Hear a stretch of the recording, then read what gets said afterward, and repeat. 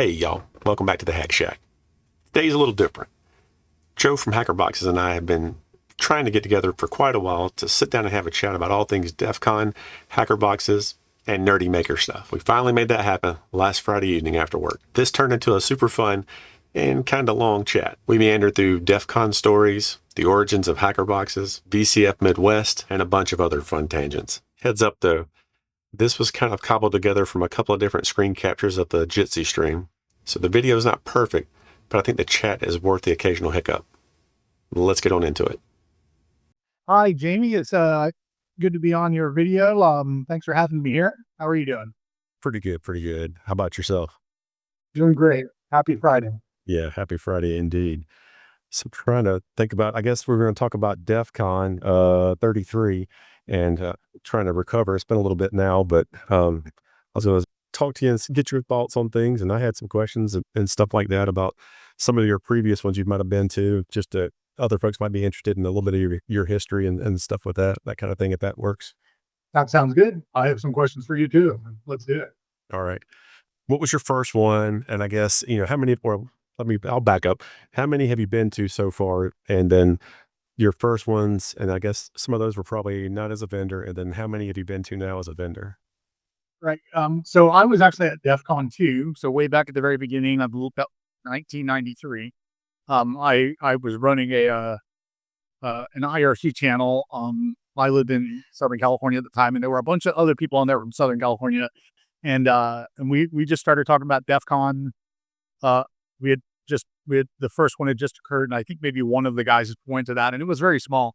And we were like, let's go out to Vegas. And of course, when you live in Southern California, it's nothing to go to Vegas. And we went, and it was kind of cool. And it was always kind of something in my mind. But then, I spent, that's when I was a college student. And then I spent a lot of years on the East Coast. And actually, I was doing cybersecurity related stuff and defense related things. But I just never went to DEF CON for quite a while. Then I started going again. And then in about 10 years ago, that's when we started HackerBoxes. I felt that I needed to go to be a vendor.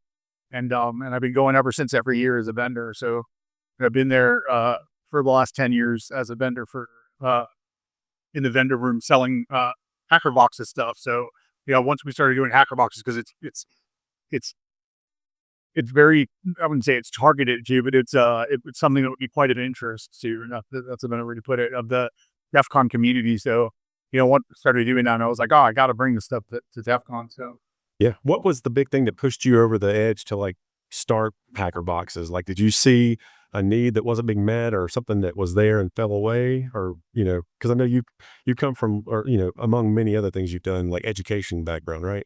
Or yeah, that's a complicated thing. And like a lot of great things in life, they're some combination of,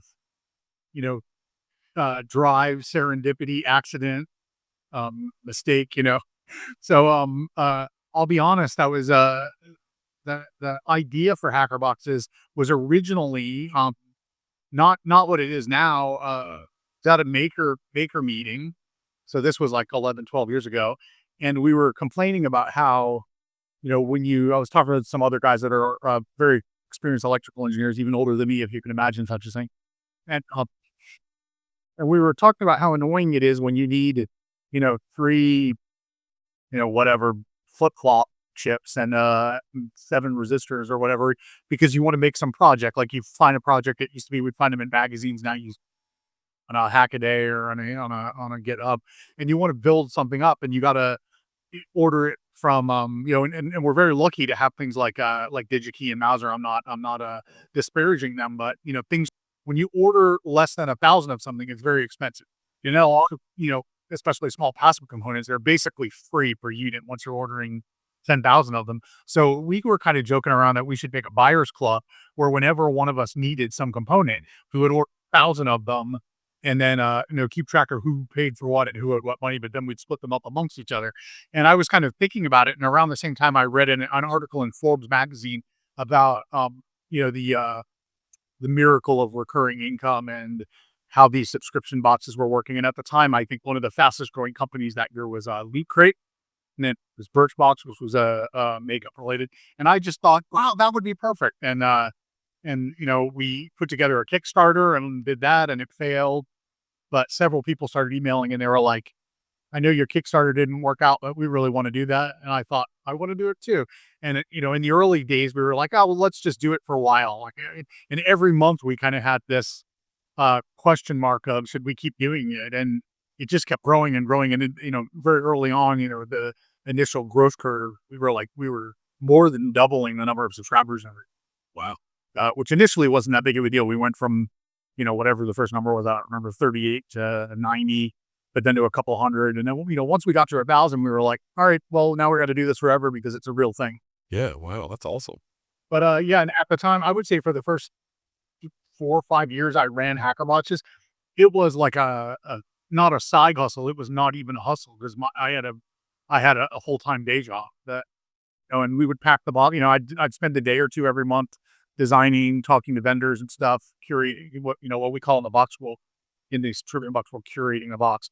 And that I'd get a bunch of people together and we'd pack them all up in like a day or two, and then we'd ship them out. And then, I would, put together the information that I started on while curating to make the online documentation and publish it.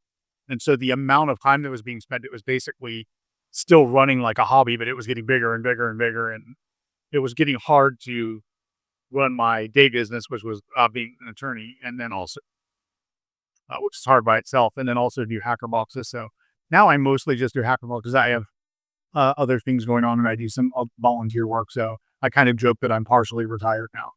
Right on. Very cool. That's wild. Okay, yeah, I think about that now. You get like just intimidated thinking about having to deal with all the logistic stuff. And I would just, the whole thing about trying to come up with something novel each month is that freaks me out to think about that. But I guess you seem to make it happen, so that's pretty awesome. Well, that's a question a lot of people have, and I think it's a really great question. Where do these ideas come from? They don't come from me anymore. They're mostly from you guys, right? And when I say you guys, I mean people listening that might be subscribers, and you're a very involved subscriber, and sometimes it's very formal. People will send me you should make a box with this, and they actually like make an outline, and that's great. And then sometimes I'm just talking to someone like, hey, do you ever think of X? And they literally said like 4 words, and it'll stir around in the juices, and then I'll write it down on a big list. And if no one ever did that again, I think we have enough for like 10 more years. So it's because and then also I am an avid reader and gigantic fan of Hackaday. They publish, I can't remember now if it's 6 or 8 posts a day, like quick summaries. And I would say on any given day, 2 of those could become a HackerBox or what could be the basis of a HackerBox. So, we're basically we get a new project onto our radar almost every day. It's the beauty of this field. Okay, so here's a downside of what we're doing with electronic subscription boxes. There aren't that many people that want to solder stuff and write code and struggle with it. And the way I do it, having a background in higher education, I want people to, I think the best way to learn is getting on the struggle bus. And I want to encourage people to do that. So that's the way we do it. And I kind of have this martial arts studio mentality about it, where if you want to show up at Fight Club to learn how to fight, we're going to fight you. And so I don't try to make it super easy. There are tons of fantastic offerings out there that are simple enough for the child to do them. That is not what we're doing. We want to make it hard. So that's the challenge from a business perspective, is we don't have an enormous customer base because there aren't that many people that want to solder stuff and want to edit code and want to struggle through something at that complexity level. But the beauty of it is that they're pretty excited about what they're doing, and they want to share about it, talk about it. And so it's it's a bit of a double-edged sword, but from a business perspective, that it's if this weren't an online business, it would never work, because like in the area I live in, which is I live just outside the Tampa Bay area, I guess we'd say, or Tampa Bay area, Tampa B-side shot. There's probably like 10, 15 people in this area. You could run a subscription box business making 10 or 15 subscription boxes, but ship them all over the world, and that scales up to a couple thousand, and that works out. Very cool. I was just thinking as you said that, like the difference. I mean, it's pretty rewarding, even if something is not maybe color by number exactly, but it's the instructables are always great. And even like I always say in my videos, like even if you don't have the box, it's it's really great to look at and get ideas for and other stuff. But it is a contrast. I was thinking about, I can't think of the person's name now, that they make the cool little magnetic, snap together things for just like basic circuit stuff. So those are pretty cool, but it's a different, yeah, little bits. Those are great, but just kind of a different end of the spectrum. Yeah, yeah, yeah. So I don't know. You and I were hanging out at DEF CON recently, and I think we're both still kind of recovering from that. Yes. That was part of our motivation to have this conversation about what we saw, what we liked, what our experiences were. What do you? Yeah, I felt like a truck or a couple of trucks ran me over, even though, I like to think I'm not an old guy yet, but, and I didn't party all night. I did not drink. I mean, I might have had a drink or two, but like I didn't go crazy. And I feel like it takes a week or two to recover from being out there in that environment and stuff. And it's almost exhausting because like there's so much to try to absorb, and it's almost like feels like it's impossible. But yeah, so Yeah, I totally agree. I have that same experience every time I'm there. It's going to DEF CON is always amazing. It's kind of like some people call it like a family reunion. Some people call it what is that, like a religious what do you call it when you go somewhere for a religious mission? It's how it's this thing you do every year, and it's so powerful. And I really love it. It totally makes me understand why people do things like Burning Man and things like that. But like this is our thing, and it's and it's great to see the same people and new people. But I mean, just how everyone just keeps coming back, and tens of thousands of people come into the desert even now when it's becoming phenomenally non-trivial to do that, and much more expensive. We all still opt to do it, and we happen, and I just love that. It's really cool, and I can feel that everyone else does too. It's cool.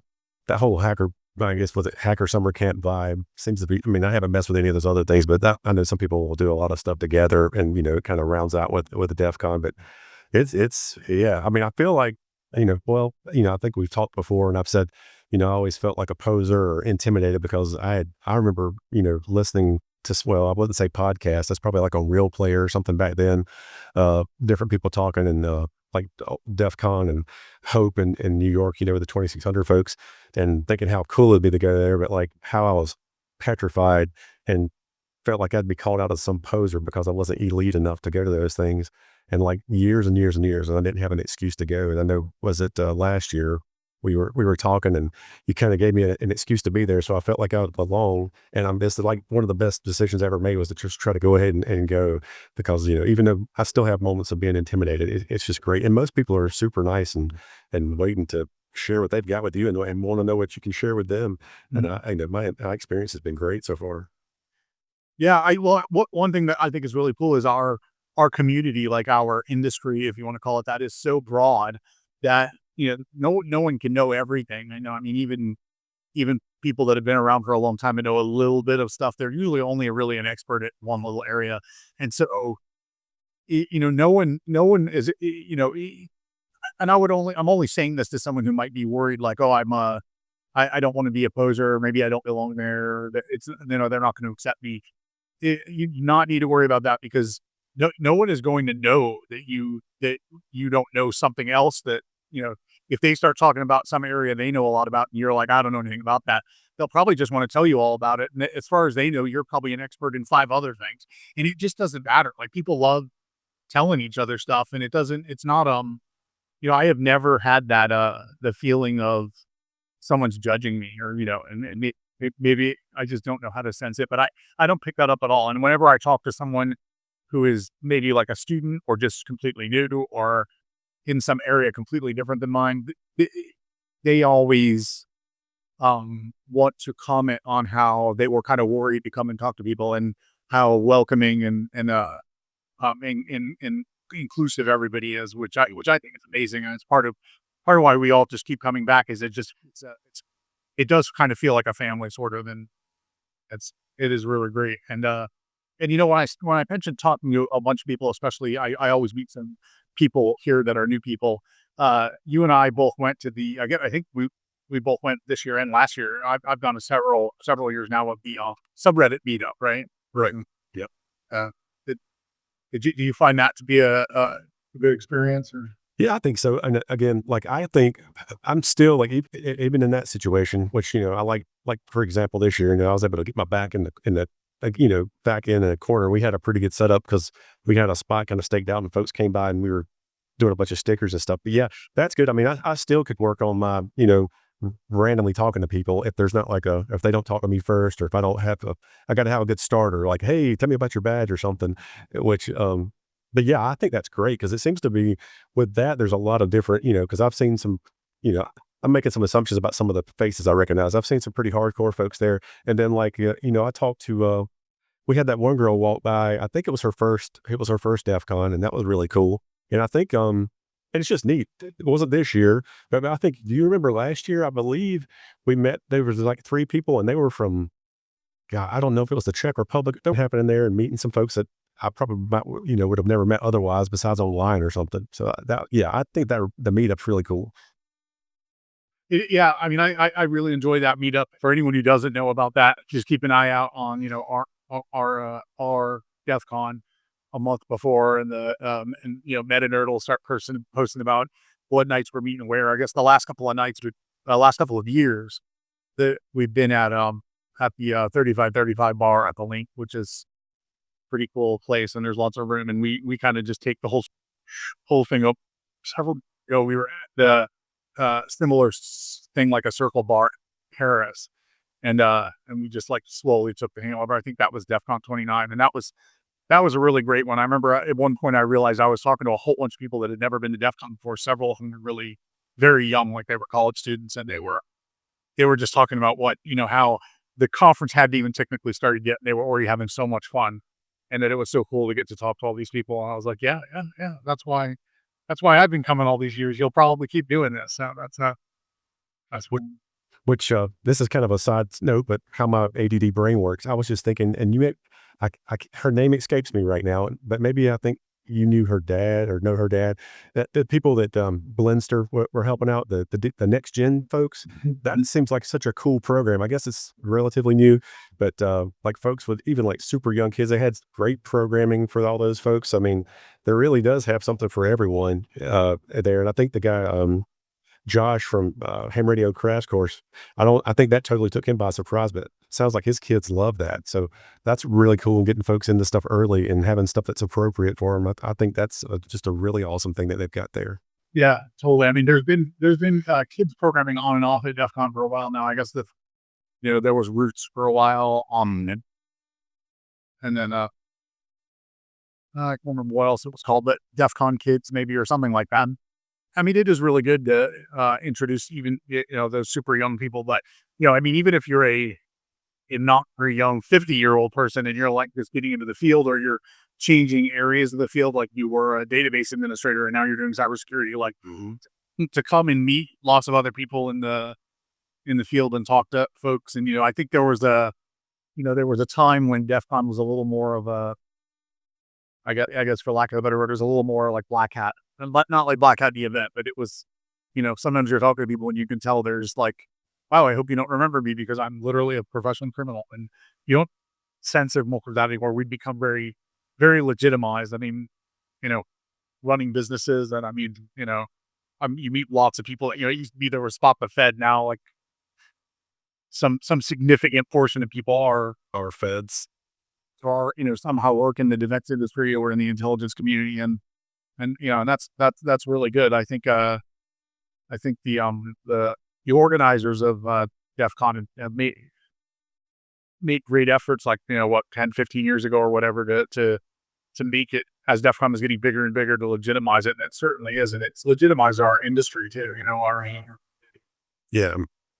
I would think, well, the people that would play or have fun spotting the feds. I mean, the feds needed those people to help make stuff better. So, I mean, I think it just all probably works out. It's not like they're, outsiders. I would imagine some DEF CON insiders are probably now, they are feds instead of, them being like weird guys that you want to kick out or something that show up, I guess. Yeah. And it's great. There's room. It's such a large, like I said, it's such a large event, such a large community. There's room for everyone. So, I get kind of reiterating that sort of message, that if anyone is watching this because they watch your channel, or just stumbled upon this, and the DEF CON, you wanted to go, just do it. Figure out a way to. it is really worth it. It is really a lot of fun. And yes, once and don't love it, then you didn't lose much. You got to trip to Vegas for it. So eat some crab legs and try to not lose too much money gambling. But Hmm. Yeah, I was just thinking, you just told like whatever age you are, and I think it's cool because obviously you and I probably both we like the hardware stuff and making stuff or tearing up stuff and soldering things. And just the number of people that come by the Hacker Boxes table and might get their first little beginner badge or some small SAO or something like that. And they get to solder for the first time. And it's really cool is when they go through the trouble to come back and show it to us, what they did. That's just, I love it. There's something, I don't know. I guess some people might think I'm weird, but to see somebody solder for the first time and see something work is just like, I love that. That's super rewarding to see. yeah, I love that too. I mean, that's part of the motivation behind HackerBoxes in general. But every year we bring the badge buddy / mini badge. We've kind of used these two different names interchangeably, and in the last 5 years or whatever, we've made very specific ones kind of branded to that event. And every year the get permission from DEF CON that we can actually put DEF CON and then the number on it because we don't want to upset their trademark, and they're always very cool about it. We let them know we're gonna that we'll sell some of them, and we're gonna have some of them at the soldering bills for people to just pick up, and that it's great to have people take these things and work on them and then come back and ask for something else. And Mhm. um uh I don't not to be overly commercializing this video, but we have some of those from DEF CON 33 left. In fact, we had several of the items that we had at DEF CON 33. There were some remaining. There were some that we just didn't ship because they didn't fit in our boxes, and then on our pallet. And then there are some that came back because by the end of the conference there were just some left, and we put those on the website. So if you're catching this video in you know what would you call this, the fall of 2025, the Yeah. maybe check out our website and see kind of even if you're not looking for to possess it, see what kind of stuff we were doing at DEF CON, because that's obviously those are things that we know people like after selling for years and years and years.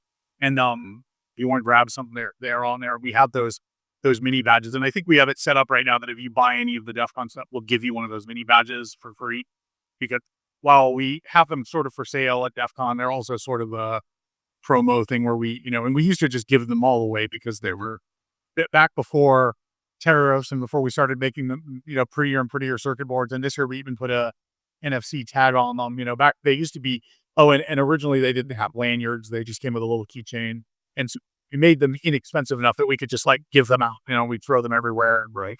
And people would just grab them up and we did realize that probably half of those are probably still sitting in people's DEF CON swag boxes somewhere. But for the people that did make them, it was the juice was worth the squeeze, because like I mean, I just love people learning something cool like that. And I love it when someone solders for the first time and they're like, well, that's not art. It's not. I mean, it's not the most trivial thing in the world, but it's also not difficult. I mean, I have taught soldering to lots of middle school students and Boy Scout, like probably hundreds. So it's not. I know it can be done. Mhm. So, and I was going to, you're talking about commercializing or free and stuff, but I mean, I want people to know, like, I mean, like I guess, or at least that I've witnessed 2 years now, like you've donated a ton of those like mini badges to the hardware hacking village where people can roll up and learn how to solder something up, right?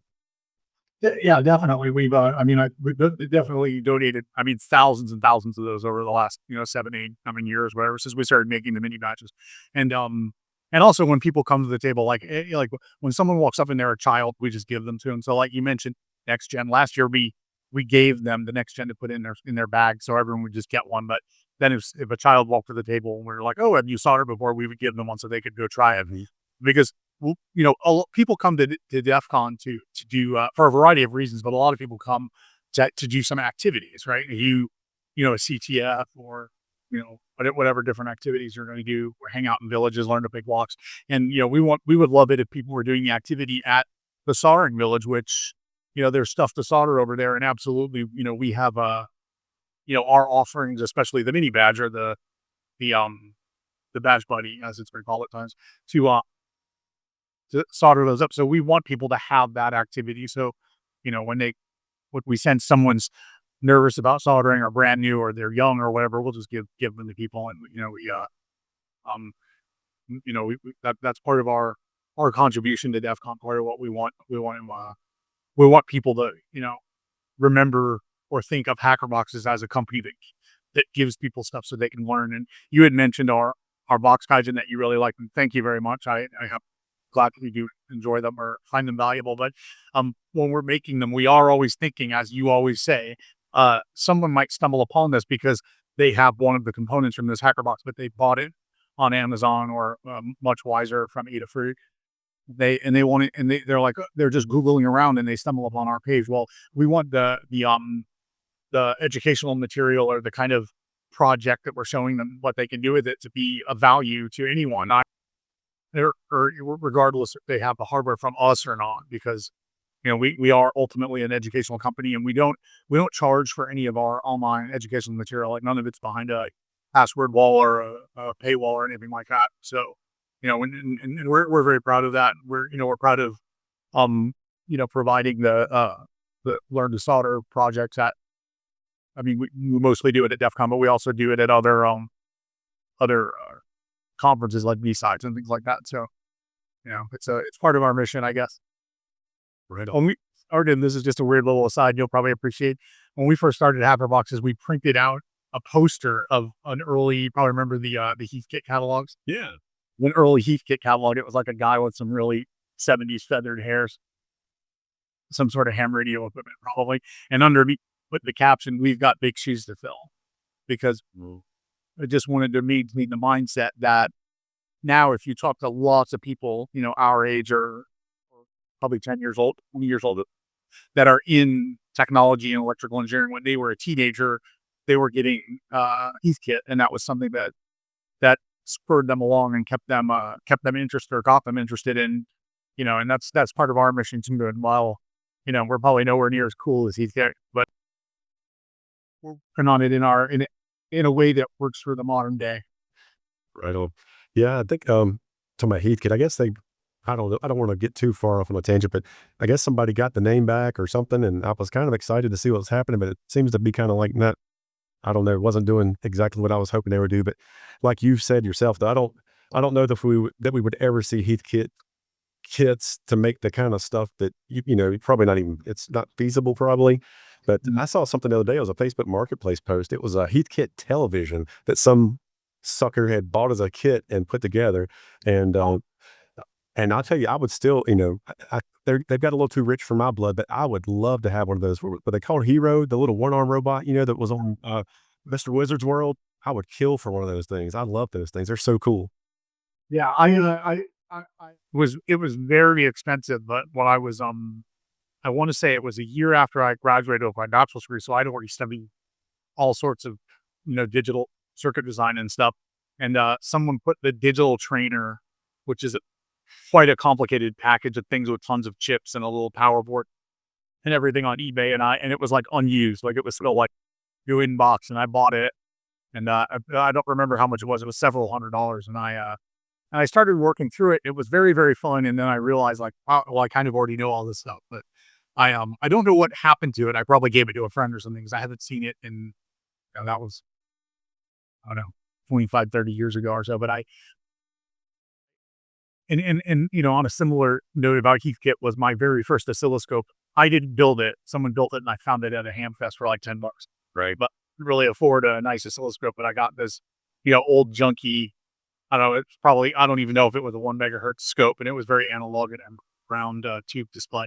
And I got that at a ham fest, and it was a Heathkit. It was fun to me to think that someone at some point bought this kit and built it, and now I was playing with it and learning about, its resonate and stuff as a teenager. So. Very cool. Yeah, I'm glad you mentioned that. Again, if someone's watching this and they're getting started and wanting or like stuff to tinker with and like going through junk, like find your local ham fest, because those things are like a gold mine sometimes for cool stuff. Sometimes maybe not, but it's worth always going to look. And I'll just mention real quick, like the mecca of ham fest, kind of like the mecca of the way DEF CON is for that stuff, but also radio stuff. But like the Dayton Ham Fest is like that is the big one. And there is so much cool junk to go through there. It's kind of crazy. But yeah, Hamfest are awesome. Yeah, yeah, and you can find them. They're all over the country, and even a small one can be really fun. I mean, in fact, you're likely to stumble upon some real treasures out in the swap meet area, which are often outdoors or in a side corner or whatever. At a smaller one, treasures might go unclaimed more so. So go. I mean, and what, a small one, the ticket might be $10 just do it. Right.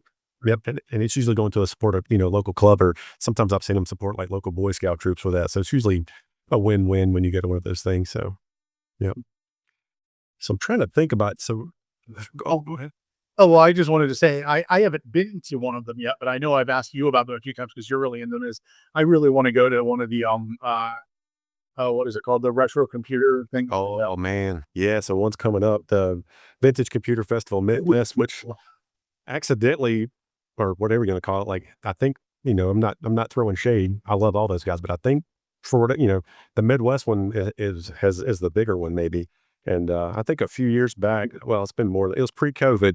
Uh, I saw it and I randomly like grabbed my oldest kid and we just like day tripped it. And this was even when I lived further south than I do now. So it was like Louisville to Chicago and back. We do it the same day. And, of course the kid was bored out of their mind, but, oh, it's like I love this kind of stuff and like the security stuff and all, but like there's a nice crossover though with the electronic engineering stuff, and the retro stuff, because a lot of that is a little bit easier to deal, for me anyway, to deal with than like nobody's peeling back a current CPU and tinkering with it, but you can kind of like you can pay attention and get a scope and kind of poke your way around and not be completely lost if you've got docs and help, with something like a Z80 or, a 6502 or one of its derivatives. But yeah, so you're going to get me rambling and I'll have to cut a bunch of this out. But yeah, the VCF is amazing. There's like, talk about people that are passionate. I mean, there's like a little bit of something for everybody, and people have their niches, stuff that you would think, like the TI-99 4A, which some people, that's not their favorite thing, but like for some people, like that is their thing. And like, they've got the thing with the whole big sidecar, like, it had, because remember, I don't know if it snapped in the side, and like, if you got all the accessories, like it was like it'd take up the whole desk. Yeah. Like there's folks that have that. And like, there's like I might throw a picture up here. Some guy, 2 years ago before it moved, I remember seeing somebody rolled up in it with like a PDP, it was like a full PDP 11 stack of stuff. I don't know. Yeah, it's really cool. And they usually have some good talks. And like, if you're in any of the retro YouTuber people scene, a lot of those folks will usually show up there. And, like, I think the last few years, there's been like a YouTuber panel. So it's kind of cool to hear those guys. And then, if you're familiar with like, some of those folks, some of those YouTuber people kind of got together and started their own little like band called the Stop Bits, and they've performed. So that's usually pretty fun. But I mean, that's like next level nerd stuff, which I love, but like they're singing songs about like basic or like assemblers in there. Like it's pretty good. So, but yeah. I mean, I love, and anyone on here who's a HackerBox subscriber knows I mean, they might not love it, but they can probably tell that I love retro computing. Like, yeah, we had the box with the 6502 and the one with the Z80, and then we had the one where we used the ESP32 to emulate all of those things. And I have I won't mess with my camera here, but I actually have on my soldering station, I have a VGA monitor and a Commodore 64 composite monitor, because when I'm building stuff, it's so likely that I'm going to be making something where I need to plug it into, not going to plug into my my HDMI DisplayPort monitor that I'm looking at right now. So I have these other monitors over here just so that I can do my retro computing, and I have a keyboard right here with the PS2 jack on it, just because I, I, my first computer, I guess actually technically my first computer that I personally owned was a C64. And then not long after having that, I got an Apple IIe, and I loved that thing. I mean, I learned assembly language on it. I ran an EBS on it, and I remember I sold it right, like a couple of months before I went to college, and I was hemming and hawing because I was like, I can't give up my Apple IIe, but I just figured I don't want to haul this thing around the country, cross country and back. I'm kind of glad I did, because the college I went to, we had 2 Mac labs, we had a Next lab, there were PCs everywhere.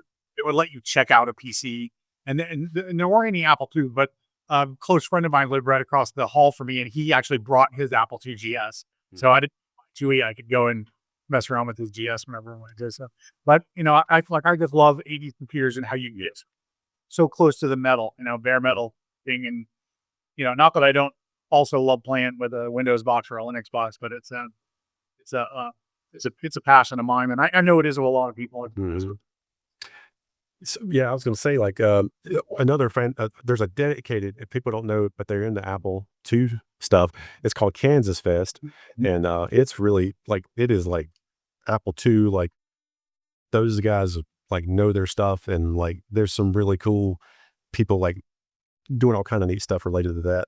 And I was going to say too, this isn't one of your kits, but this little thing is cool. Talking about Apple II, this is this SP to SD I got from K Kobe in Japan, and it lets you load up a bunch of images and stuff, and I can just pop this in the back of my 2C and load stuff. And that's what's really cool. That's there's a lot of crossover like that.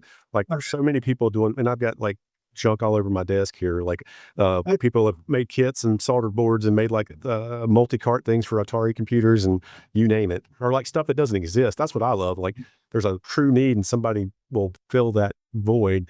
And of course it can't be high volume because it's got to have some passion to it, because you're not going to get rich doing that for, retro people. But Yeah, and well, there's crossover to the hacking community too, because I know there were people, before I got into the scene who actually had like legitimate hardware blue boxes. But my blue box was a program called Cat's Meow that ran on the Innovation Apple Cat modem up on my Apple IIe, and I could run that, and it would, you could send blue box tones and do the red box pulsing, and it had all these different things, and then it even let you do like a voice synthesis, which was kind of unheard of on an Apple computer. But the Apple Cat modem, because it had all of the circuitry in it to be able to generate the modulated signals for the phone line, so it was effectively a very complex signal generator. And so people did all of these things with it. I mean, and I love playing with that. And that then got me going to the, getting on a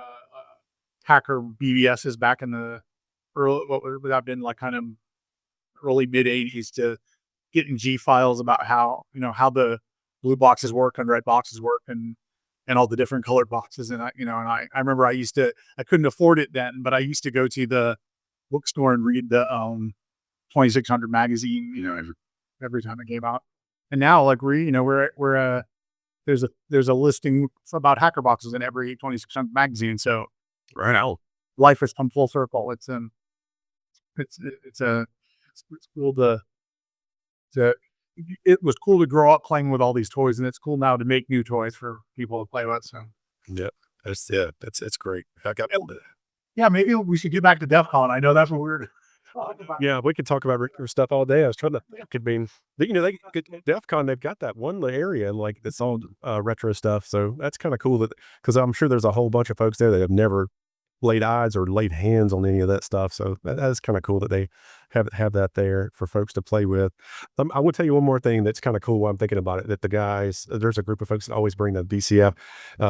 They have the freaking whole like Weather Star, like they've got these Weather Star things still running. So they can do like the old school, like, old school Weather Channel stuff. And they'll even demo like what happens, and they can trigger like I forget the name of the acronym for it, the sounds that'll trigger that, like, like there's a storm or whatever, how that's like, I think audio generated tone burst and makes all this other junk happen. They can simulate all that. It's really cool, but I'll shut up, but it's really cool. How was your trip out to Vegas? I know for, those of us that come to different parts of the country, which, most people at DEF CON statistically are from all over, are not from, Southern California or Nevada or even Utah. Like we come from further away, and there are even lots of people that are from other countries. So it's always fun to hear about people's journeys. And then I know a lot of people like to share where they're staying, what they liked about it, how to stay next year.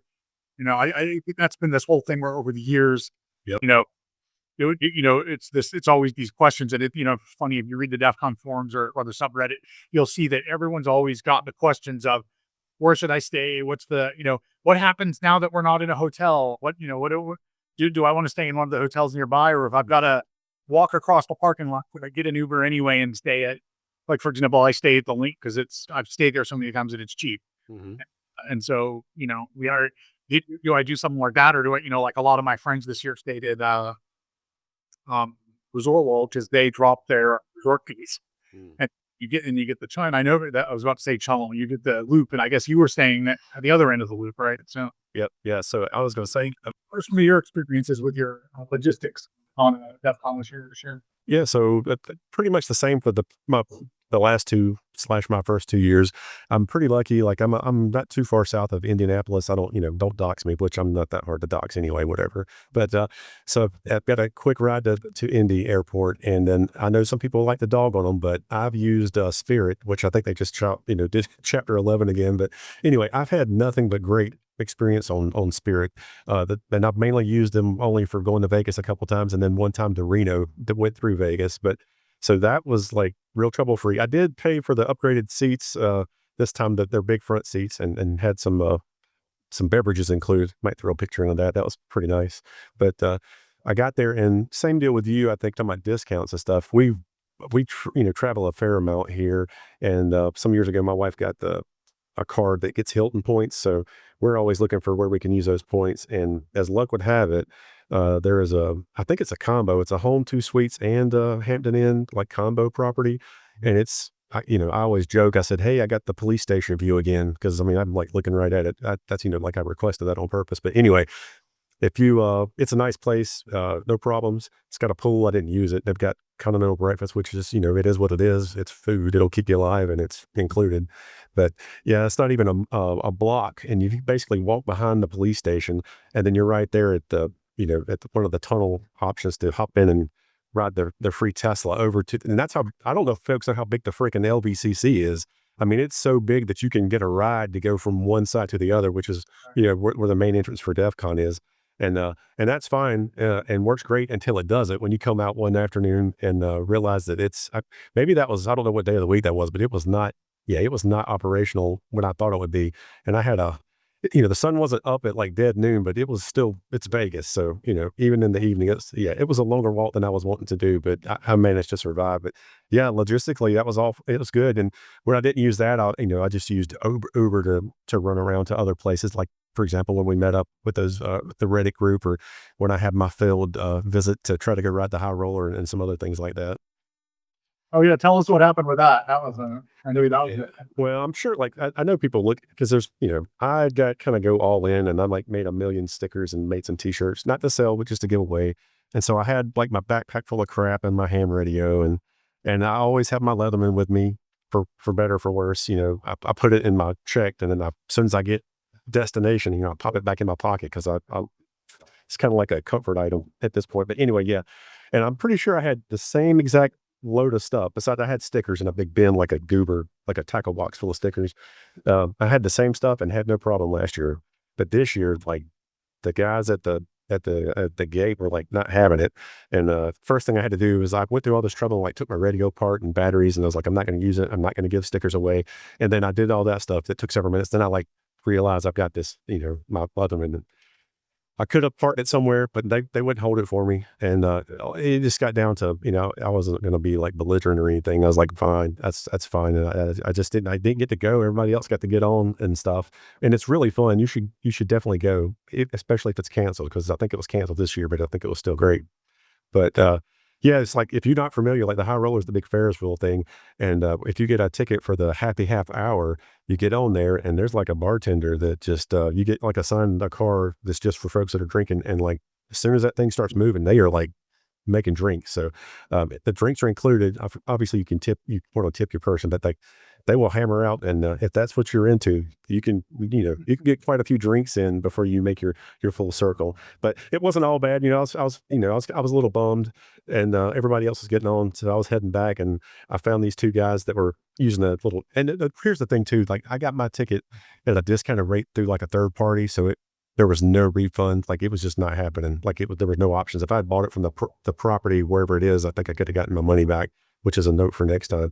But I found these two guys. Of course, I'm a big dude, and I'm sure these guys like, hey, I'm not trying to, mess with you, but if you're about to buy a ticket for the happy half hour, I would just give you mine if you want it. And they were like, thought I was trying to scam them, but eventually I'm like, no, I'm going to, I held up my phone and showed them the barcode. I was like, take a picture and go try it. You'll get on. It's fine. And so at least somebody got to use my ticket. So that's, a silver lining, I guess. But yeah, that was that. Yeah, and that's cool. That's um uh I mean, it's unfortunate you didn't get to get on, but I have found that that's one of the things that's cool about DEF CON is because it is kind of this sort of family sense of things that people will give each other stuff and try to help each other, and and because I'm dealing with all the stuff for our vendor area, moving all the equipment back and forth across country because I'm all the way here in South Florida. Uh, I actually don't want to grab stuff, but it's like people are often like, "Oh, Joe, let me give you one of these." And I think a few different times they went to a book signing and bought another. They wanted to support the author, so they bought two of the books, and then they're like, "Joe, I know you want one of these." I'm like, "I do, but I can't carry any more junk back to Florida." Right. Not you get my point, and I mean it's a very like we were saying about how we give lots of those mini badges out. I mean, I think over the years it's literally a thousand. It's probably getting close to 2,000 of those mini badge buddy things that we've just given away, and then and it's just part of the thing, and you'll hear people say stuff like, "Oh, we're having a meetup. If a goon comes by him a drink, if a newbie comes by him a drink, it's Mhm. you know." And of course, that's getting a little tougher now that drinks are $700. But I think it is a cool indicator of the community that we're trying to help each other out, give each other stuff. And Mhm. I can't I can't get on the Ferris wheel. I'll make sure someone else gets to. Yeah, man. I mean, like, yeah, if it was, yeah, it was just going to go into nothing. So I was like, that's not happening. So like somebody can use this thing, please. Cause Yeah. Well, with the maybe next year that there will all. I don't know. It's kind of hard to say. I was going to say maybe it won't be canceled, but I think if you organize, who, you and I both know, we would Yeah. maybe keep saying it's canceled just because then it's funnier, right? You're I think they were like, definitely don't go to the high roller and definitely don't look for a bunch of hackers at 5 p.m. or whatever the time was. I thought that was kind of pleading with the DEF CON is canceled. for sure. For sure. Yeah. I think, if I'm able to go next year and go to that, I'm going to just like slim down my carry package and I will leave my Leatherman somewhere safe. So I don't have any trouble. I'll make sure, and I'm not going to be, I think, I kind of went crazy with stickers this year. I am not going to do that again. So, I will carry a handful with me at times, but I'm not, I kind of went sticker nuts and rolled up to like a couple of those like sticker swap things, like, and basically opened up a briefcase and was throwing stuff out. So I think I might reel that back a little bit this time. What was it was funny at the Reddit meetup that we were at, how where you and I were standing turned into the sticker swap because you and I had so many stickers, and then people were bringing more over, and it wasn't an official sticker swap, but we became it, so that was cool. Yeah, that was super convenient. We didn't have to go roam around. We could just grab them when people dropped them. Then at the end of the day, I packed them all up, and I realized a couple days later I still had this bag with probably 2,000 random stickers from lots of people in it.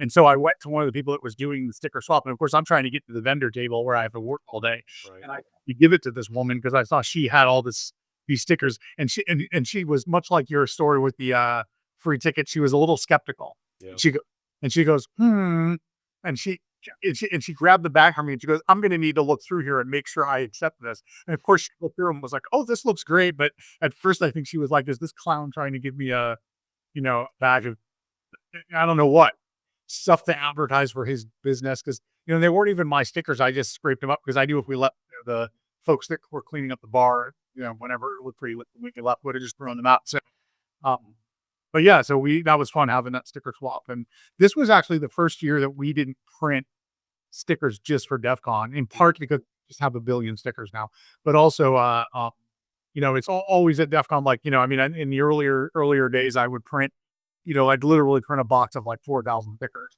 and I would just rip the top off the box and set it, in some random hallway in the hotel leading up to the convention area, so that, people who saw them it would be like I don't know what you want to call it, like an Easter egg sort of.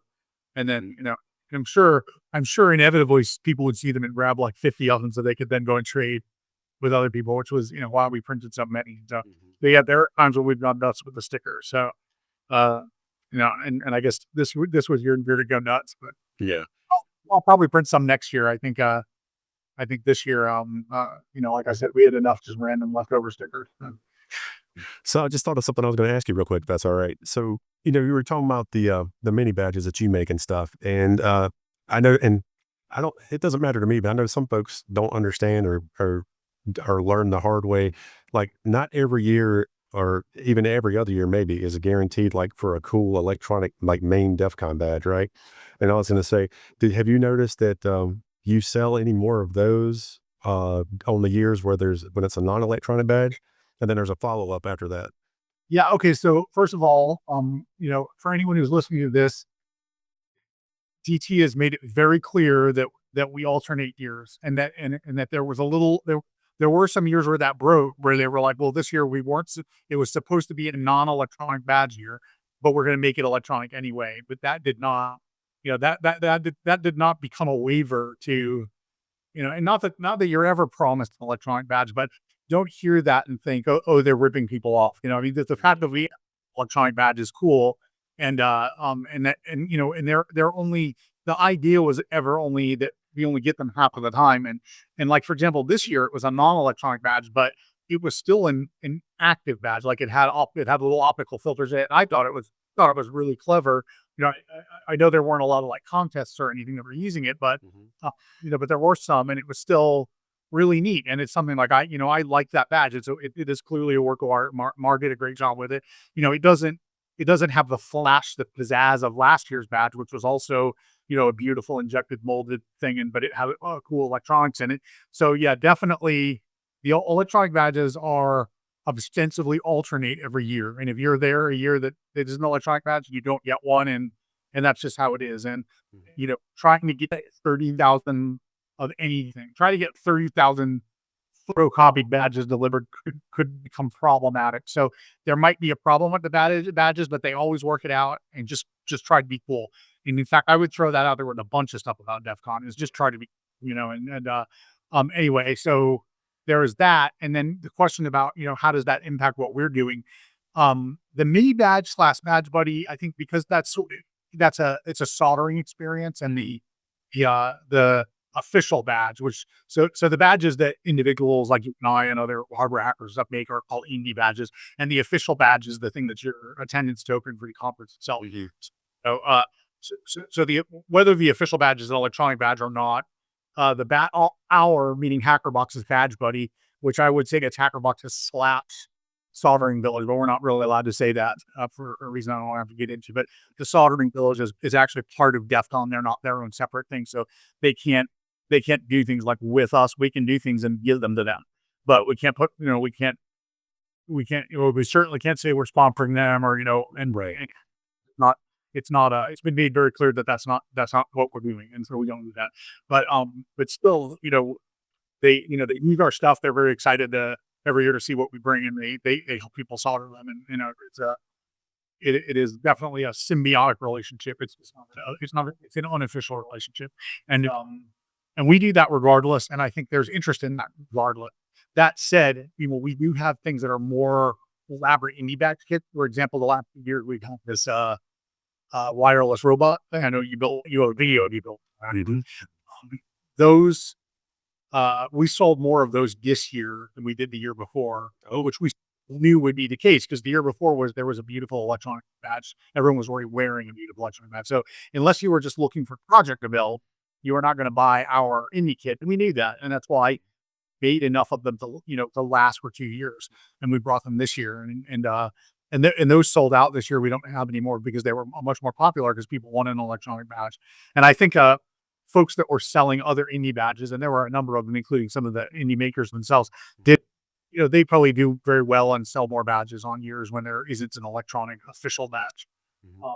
But I know you said you had a follow-up question, and I'm going to wonder if it's an initial, if it's an acronym. Oh, it might be, but not what that is might be later. I don't know. But so I've got the one from this year, maybe an oversight or something. But again, props to these folks. I can't imagine trying to do anything at that scale. So no shade from me.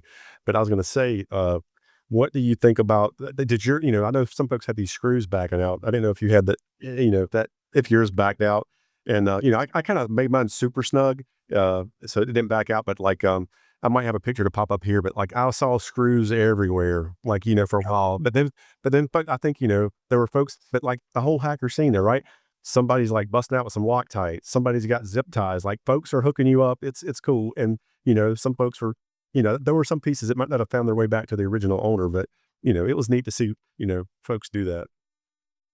Yeah, I mean, obviously mine is still together. In fact, I probably should tighten it, but it was you know, so this is just something. I mean, and this comes up in our business too because we have to turn projects every month.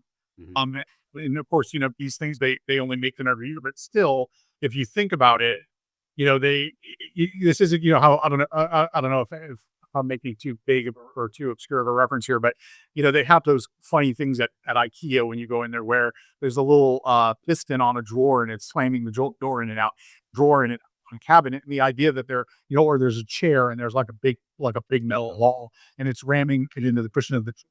And they're trying to make the point that we torture test our stuff. And when you're making a commercial product that you're going to sell millions of, you do that, right? But Mhm. you do that with this. You do it when when every month I'm sprinting on a treadmill to make the 1,000 boxes for that month.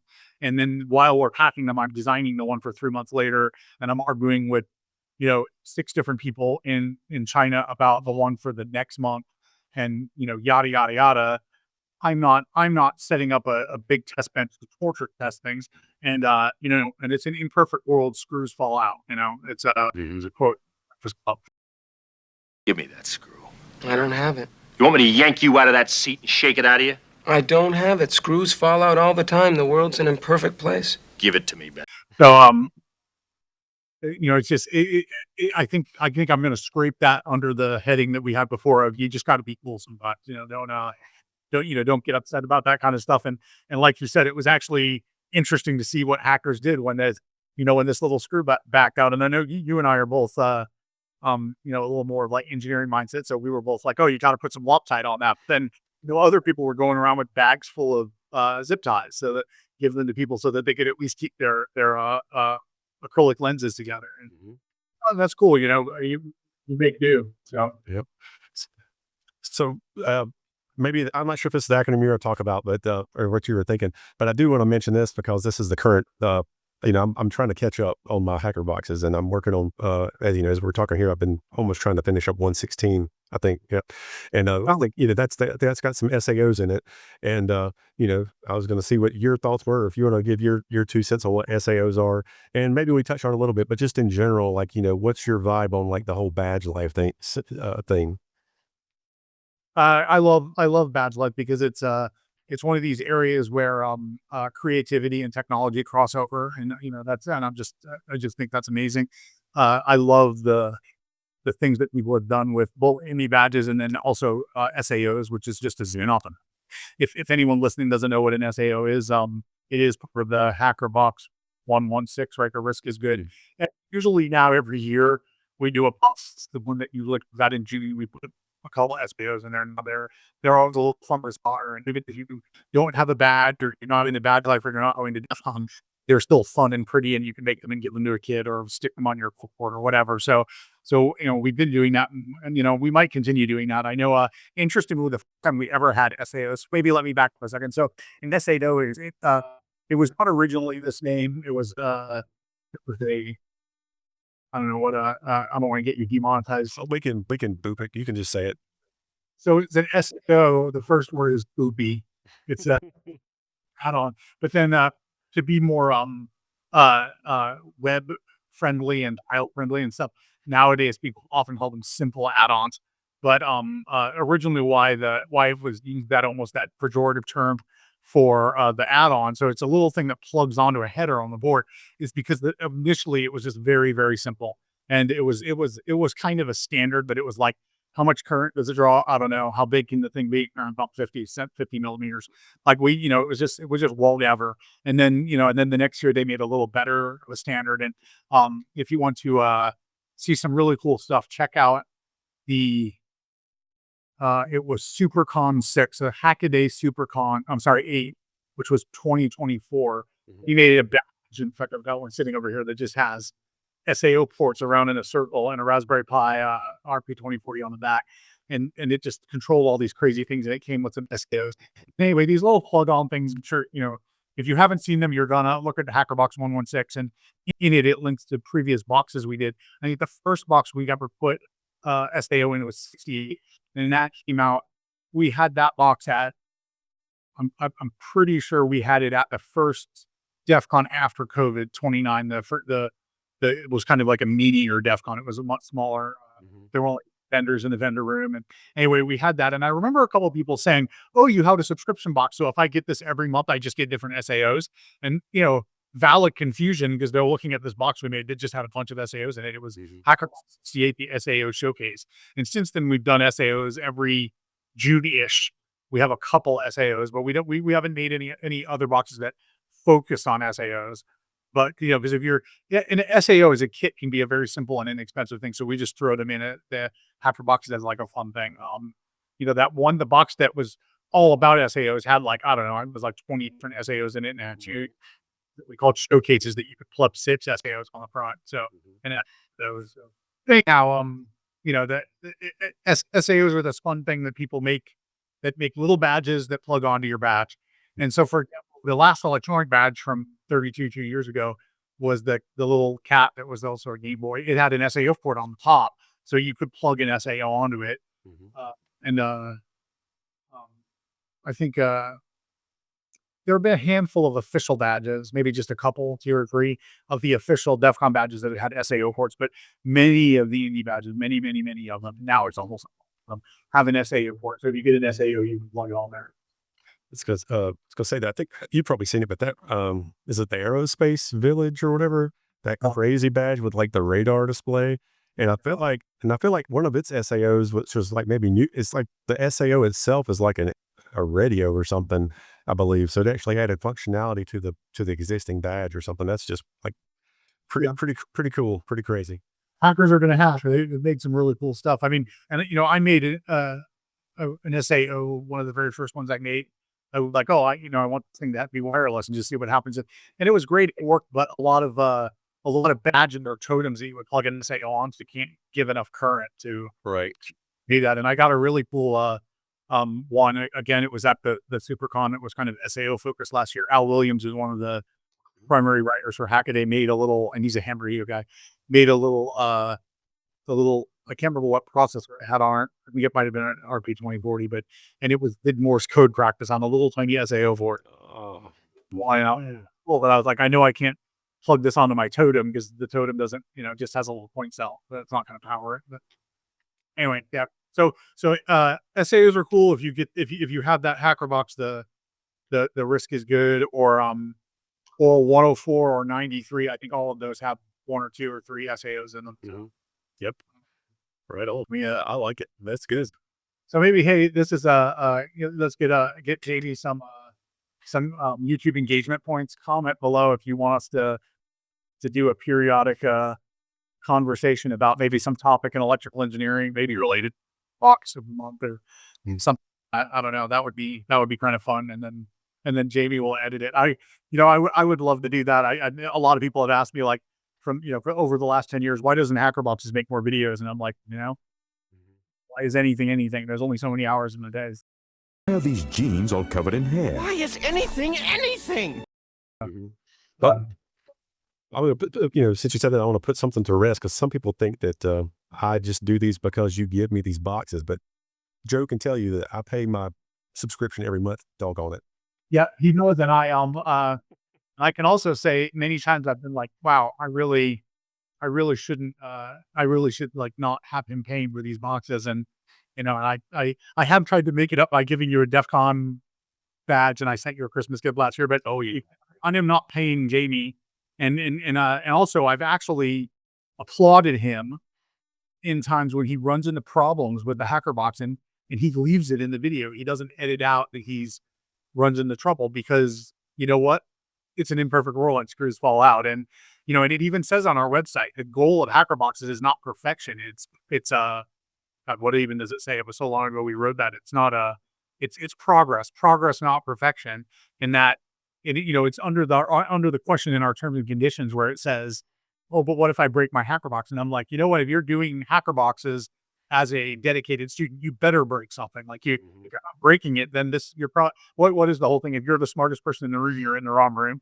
So, so yeah, I mean, Jamie shows times where he solders something on wrong, or he goes to program it and, the version of whatever, IDE or library and, or both, or something on his OS is not working right. And he shows how he struggles with it. And then I guess he doesn't show where he messages me and says, why doesn't this work? And I'm like, no, figure it out. I knew I would put it in the instructions. It's, Yeah. and I think that's actually one of the things I love about HackerBoxes. It's the first few people that do them will post things in the comments like, if you go through the comments, they'll say things like, oh, I figured out I had to do this and this did not work on, I think we do testing through with both Mac and Windows, but we are this Windows box here as Windows 11. I'm not testing Windows 10 or Windows XP, and I can't run every version of every IDE that someone might use. So it's cool to see people comment on, I ran into this problem with this thing and I did that. And then other people can read and add on to it. And if something is a big enough problem, we do try to roll it up into the instructable. But, this is an adventure that we're all taking together. And, that's one of the things I really like. Again, struggle bus. It's not always, it's not always what's the word I'm on for that? It's not always easy. It's not super easy. It's not trivial. Like we're on the struggle bus together. Yeah, like on 116, I think you even joked about the 3 breakout boards and the 3 wrist chips, and like you might need them. So I was doing that thing, and you'll see, like, I don't know what I was smoking or whatever, but like I was totally like had soldered one leg on the back side. Like I think on the back there's like 2 that are 4 that are covered and 2 that are open. But yeah, I had put the pins in the like I was like, oh, that's yeah. So every time. So I'm glad you put more than one in there. Well, the comment on the Wispier, that I loved, it was a guy who's been a customer forever, and he's very, very knowledgeable, and he's just one of these like old time electronics hockeys, and again, it's beautiful when someone says, "Hey, look, I really screwed up. Don't do what I did," and his comment was, someone else had said I soldered on the SD module upside down. And then he commented that I read that you did that, and I thought, "Wow, you're an idiot." And then I did exactly the same. And it's so funny that you were so open about it. Here I was thinking, you were the dumbass, and I'm sorry, you were the dumb donkey. And then I was equally so, right? Sorry. Yeah. That's okay. It's and I mean we make tons of mistakes, and there are certainly times where so here's a funny thing for people that were around on the box that was called Rework, where we made a board that was intentionally full of errors, and we had traces and jumper traces and dead bug and IC on there, so you could because when you're debugging when you're bringing up a big electronic system, especially back in the days when it took months to get boards laid out or reprinted, we would have our technicians, and in places I work, the technicians were always these, US Navy trained electronics technicians who were just freaking amazing. They're like magicians. And we'd be like, yeah, take this QFP part and dead bug it on there and then run magnet wire all over. And we'd give them a net list, and they would do it. And then the board would work. Use my wire. And that's just, it's a skill that's kind of important. And I can't tell you how many times we've spun a board for HackerBoxes. And I realized in the last minute, I was using a different module that was like a previous version, and the pins, I didn't check if the pins were right. Oh my God, we've only, and I'm like, you know what? It's going to be an adventure in modding that board. And part of my motivation in making the rework one was I was like, I want there to at least to be a span of HackerBoxer folks out there have X-Acto knives, picks, like dental picks, magnet wire, and have practiced thing traces, open jumping traces with magnet wire dead bugging chips, so that if I screw up one of the boards badly enough, and we have to actually do that unintentionally, that we can all roll with it, because again, we're sprinting on a treadmill, and when you're on a treadmill, you trip and you smash your face and break your nose, and we're going to do that. And when that happens, we're going to just rain some cotton in the hole and keep rolling. So we need to know how to do that. But luckily, it usually works out. I've been doing electronic design and hobby stuff long enough, and we do give ourselves, we design stuff 3 or 4 months out. So unless something really unusual faults with the cracks. Generally when we deliver a HackerBox, it works, but you just never know. And it's it is good to know that most of us out there will figure it out. And and I guess I'm talking about electronics, but from the software perspective, that happens all the time. That we know the electronics are right, but then like one of the drivers just doesn't work, and when we're testing it, we have to switch over to a driver for you'll load it sometimes. It looks like we always use this one driver for this type of module, and if for another one we've switched to another driver, it's because there was something about the set of modules we got that didn't work with we usually err on the side of using the Adafruit drivers, but I think there have been a couple of times where that didn't work, and then we used the TFT eSpy. And if anyone's listening, they're going to be thinking that config file, I'm talking about that. Yeah, eSpy. If you make that config file, you've got to keep making it, remaking it. So Adafruit ones are a little more elegant. Anyway, yeah, good time. Yeah, I was gonna say, like, being able to use like those things you talked about, and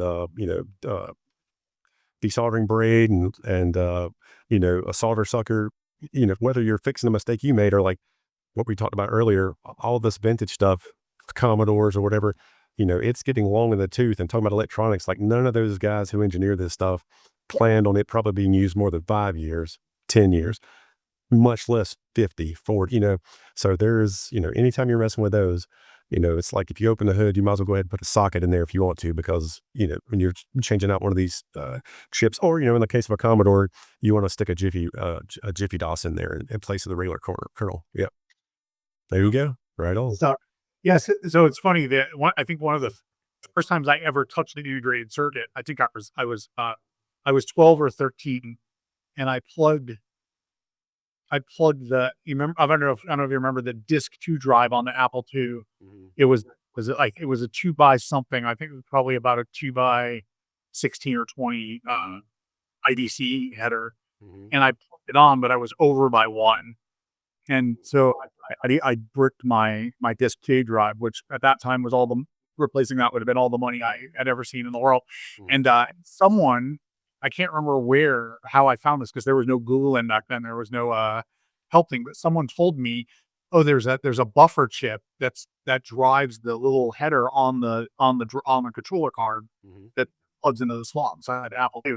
And if something got fried, it was either that drive or a similar IT in the disk thing. But that driver that's inside there, I can't remember what it was it 737 maybe, or something like that? Just a little like 8-bit buffer chip. Like tri-statal louder, and they were like, and whoever was telling you this was like, you can get those at Radio Shack for like $1.50, and I was like, whatever, Hail Mary, and I went and got it and replaced it, and the drive started working again, and I was like, oh my goodness, because at that time I didn't even have any idea what was inside these chips, and it just seemed like such magic, and a similar story I've told a few times is, when you're a little kid, if you're fortunate enough to have a caring father, which we should all hope is the case for every child. You think your dad is God when you're a little kid, like they know everything, they're the authority on all things. And I thought my dad was pretty smart, but I thought he was the smartest person in the whole world. And I asked him once how radios work, and I even told this incident. And I was 5 maybe, and we were standing outside at night in our driveway, and he said, it's a real king of the hill moment, and he said something like, I have no idea, and I was like, no, but like, how do the radio waves get in the radio? And he was literally like, I have no idea. And I was like, should you show me how to make a radio? And he goes, no, I wouldn't even know how to fix a radio. And at that moment, I was just like, oh, radio technology, it must be like the most important and complicated thing in the world, because I was watching this person who had started many businesses and went from being an immigrant to being a millionaire in his 40s, and he did his own accounting and all of these amazing things, but he had no idea what radio was. And I realized that the awe / uncertainty, which could almost be called fear or unsafety. I don't know what you want to call that. Lack of intellectual safety that I felt in that moment, that I've spent my entire life recovering from that. Like, I need to, and talk about like the what were we saying about, people often think, oh, I'm a poser, I don't belong here. I mean, Right. I've been a poser from the very start. It was and when I aced my PhD qualifying exam, in electrical engineering, I think I was still like, there was a lot of things on that I didn't know, there'd be a poser forever. I'm probably still like, I need to make a radio because my dad couldn't do it. And so for the HackerBox subscribers out there, you can make a lot of radios and you can blame my dad. I'm really sorry. Real quick about that, like talking about RF or RF engineers, like legit RF engineers. I've been fortunate enough to go to like 2 Cisco lives recently. And on the last day in the morning, which everybody's usually partied the night before, it's not very well attended, but like there's this really cool like talk that's usually on some back hallway, and it's all these like OG Cisco or industry people. And one of the guys, the last time I got to go, I didn't get to go this last year. It was talking about all the optical stuff, like and how that stuff is, the iterations and all, and like as they're trying to go faster and faster.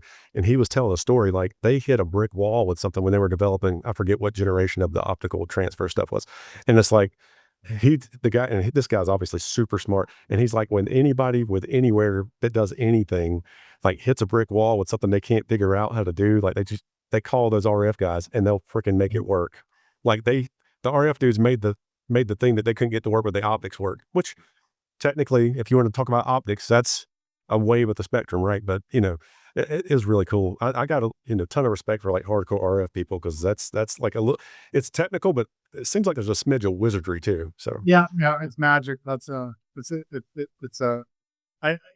mean, I could tell you a million stories of things where I was working on something and, some old RF wizard told me, oh, do this and this. And I'm like, why? And he goes, because that's how we do it. And I was like, but why? And he goes, we could probably sit down and figure out the physics behind it, but we just know that's how you do it. And I was like, okay. All right. And I remember I had a book that I read way back that was something like the black magic of high speed circuit design. Because, when you start doing things like, the traces that drive, clock signals are certainly in routers and stuff, the optical IOs, which I've actually done some work in that area. Those traces they're radio transmission lines. They're not, and even the digital signals on them, they are not square waves. They're RF signals because, they're